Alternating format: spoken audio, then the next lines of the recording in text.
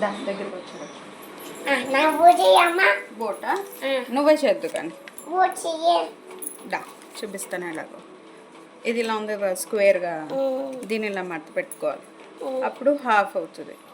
తర్వాత మళ్ళీ దీన్ని ఇలా మడత పెట్టుకున్నాం అనుకో, చిన్న స్క్వేర్ అయింది కదా, చిన్న స్క్వేర్ అయిందాన్ని. ఇప్పుడు ఎన్ని ఉన్నాయి కౌంట్ చేయి. 1 ఇది 2 తర్వాత 4. ఇప్పుడు ఇవన్నీ వచ్చినాయి, 4 పేపర్స్ వచ్చినాయి.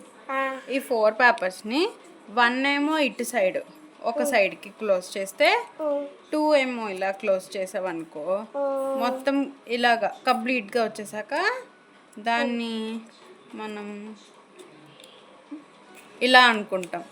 అప్పుడు ఇది బోట్ ఇది ఎలా వచ్చింది, డైమండ్ షేప్లో వచ్చింది. ఇలా చూస్తే డైమండ్, ఇలా చూస్తే స్క్వేర్. అవునా? ఇటువైపు నుంచి ఇలా అన్నామంటే బోట్ వచ్చేసింది. అంతేనా? నీకు ఇలానే కదా కావాలి? మరి థ్యాంక్ యూ చెప్పు. ముందు